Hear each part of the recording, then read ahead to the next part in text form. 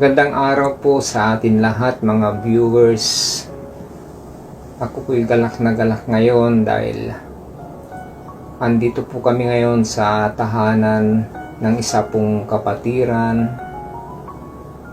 dito po sa Nambagatan, Lawak, Pangasinan, ang pamilya po ng De Vera.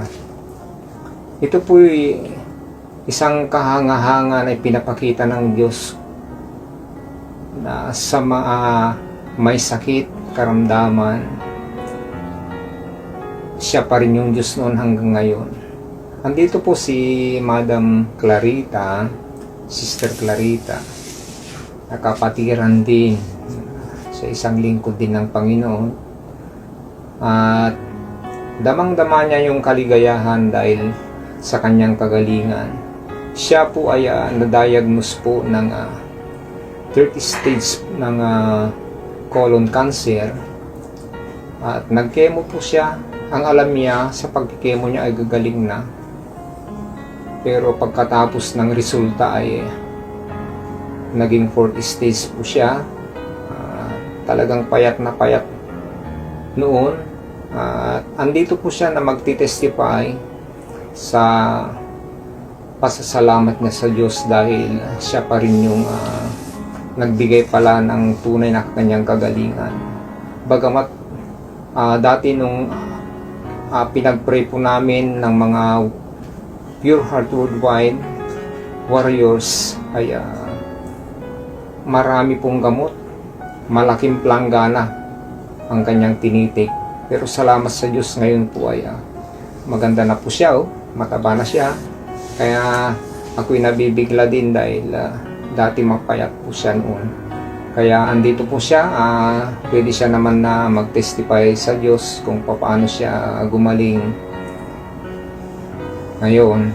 Kaya binibigyan ko siya naman ng kanyang oras para pong mag-testify. Sige po, Madam. Magandang hapon po sa ating lahat, mga kapatid.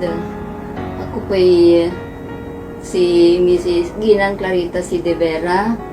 Dati akong guro, nag-retire ako noong 2020, nagturo ako ng 33 years. At sa haba ng panahon yon na pagtuturo ko, wala akong naramdaman na hindi ako nagkakasakit noon.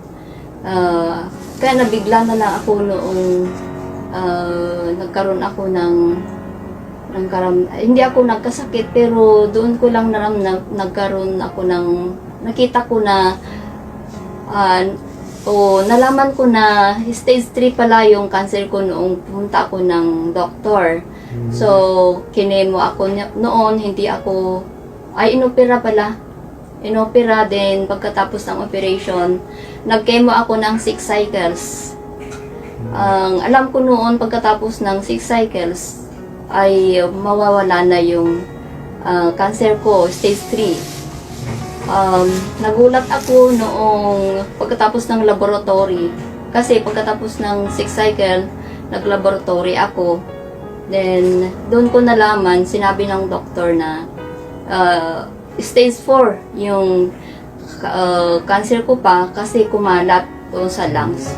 So nirequire ng doktor na ako po ay magke-chemo ulit, pero ma-admit ako ng 26 hours every session. Dati, noong una kong chemo is 4 hours lang ako doon. Pero nung yung sinabi niya na naging stage 4 na yung cancer ko, nirequire niya akong mag-chemo ulit. At sinabi niya na ma-admit ako ng 26 hours every session. So, hindi pa alam kung ilang session yun.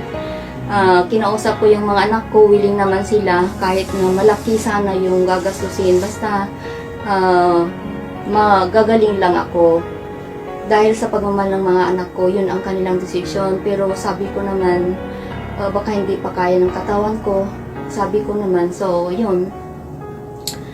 Sinabi naman ng aking anak na mayroon siya nakilala noon doon sa PSU na member ng Warriors, Pure Heart Warriors. Yun nga, nirequest namin sila na pumunta dito At ako'y ipinag-pray over, pinagdasal nila ako.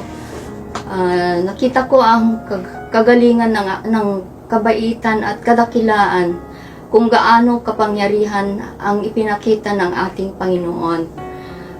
No pagkatapos ng aking ng pagdasal nila, na ako ipinagdasal nila,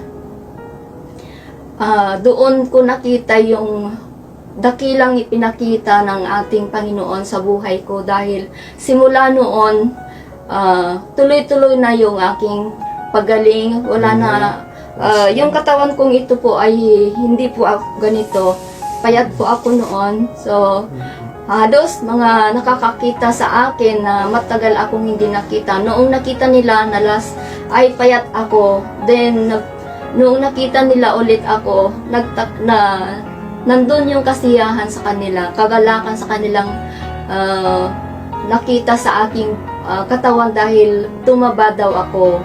At ayun nga po, dumami na rin yung aking kinakain. Yung talagang kalakasan ko ngayon ay bumalik na yung dati kong kalakasan mula noong hindi pa ako nagkakasakit. Ay kasi yung nagkasakit ako, talagang naramdaman ko rin na mahina yung aking katawan. Andun din yung kaliksihan, pero hindi yung dati ba? Kasi yung cancer, hindi mo alam kung mayroon kang cancer o wala. Basta na lang kukusa, bigla-bigla na darating. So, dakila ang ating Panginoon kung gaano siya kikilos. Dahil sa aking pananampalataya, buong puso ko na tinanggap ang Panginoon sa buhay ko, buong pananampalataya na ako'y pagagalingin niya. Yung pure heart ba, na walang bahid ng pagdududa sa kayang gawin ng ating Panginoon. Ganon yung gusto ng ating Panginoon, yung buong puso na tatanggapin mo kung gaano siya kadakila, kung gaano kalaki ang kanyang gagawin sa buhay mo.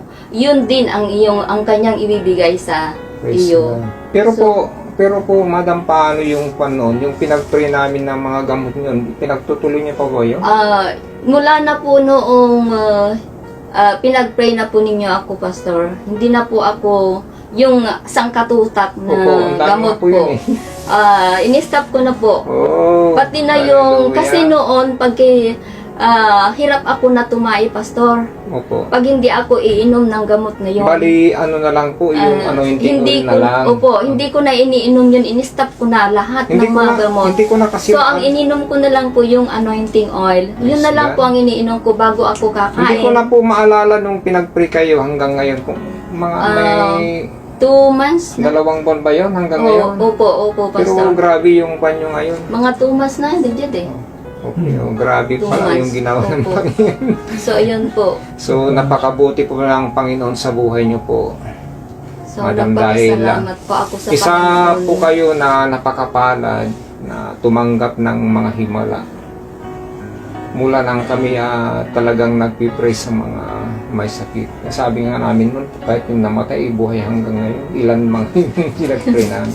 Kaya napakabuti po ng Panginoon dahil pinakita niya talaga yung hindi nyo pa talaga nakikita at ngayon ay nagpapasalamat na sa Panginoon. Kaya kami naman ay nagagalak sa Diyos dahil patuloy na yung Diyos noon hanggang ngayon, siya pa rin hanggang ngayon. Salamat po. Kaya maraming salamat po, Sister sa pamilya po, ninyo. Pastor, dahil yung stage 3 naging stage 4 pa pagkatapos ng Okay chemo na kayo. po. So ngayon, wala na po. Wala na po. Hindi na po kailangan na. Thank you, Lord. So yan po, natunghayan natin. Sila po yung isang binigayaan talaga sa mga prayer ng mga pure heart warriors talaga. Ito sa Panginoon lang tayo naman na nagpapasalamat. So salamat po, Madam. Maraming salamat po sa Panginoon sa paggamit niya po sa buhay ninyo, Pastor. Pagpalain pa po kayo ng ating Panginoon pa. Mas marami pa po kayong matutulungan sa pamamagitan ng ating Panginoon. Yes po. Amen po. Ang gandang araw po. Maraming salamat po. Hallelujah.